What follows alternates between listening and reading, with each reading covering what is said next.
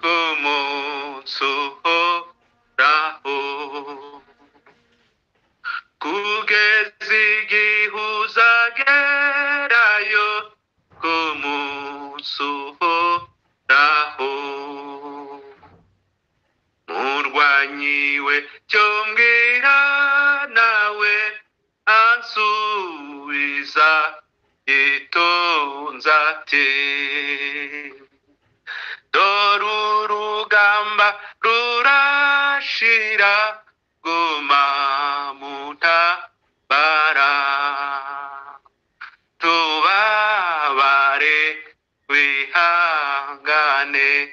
wireke imirimo yawe tuzabona igihembo cyiza nidutabaruka tuzabona igihembo cyiza nidutabaruka ndacabaza ibyaremwe byose bisubiza bitya biti iyi si yaciza gushira azindi horaho umenye ibyo bimenyetso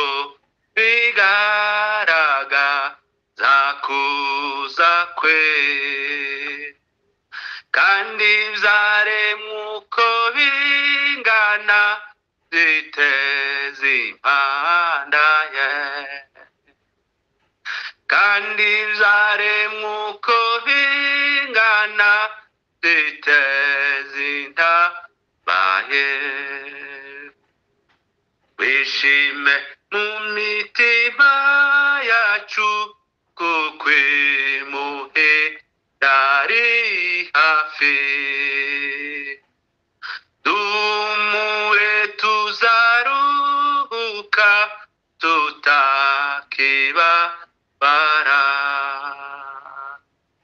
tukarire tuzabana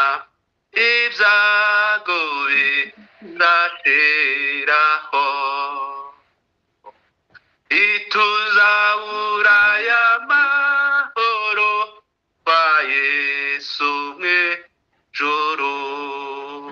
Haleluya. ituzabura y'amahoro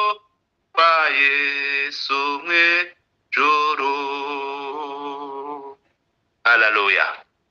Haleluya. Haleluya. amen amen Amen. Amen. ya reka twongereho ya 900 419 muzo gushimisha n'ubundi hari umwami wa kera yari umugwa neza ariko uri noweri areba umutende yaratoraguraga udukwi ku kwezi imbeho yarenyeshe yendaga no kumwica yaratoraguraga udukwi ku kwezi imbeho yarenyeshe yendaga no kumwica nuko abaza umwambari umuhungu muto aturiya mutindi uzi wabo mbese unaramusubiza ati yenda hazi aba mu kirorero cyo hirya y'umusozi unaramusubiza ati yenda hazi aba mu kirorero cyo hirya y'umusozi ati ngwino mwambari tumugemurire zanira amafunguro ibyo kurya n'inkwi baragurukana badatinya imbeho kandi bihanganira umuyaga w'icago baragurukana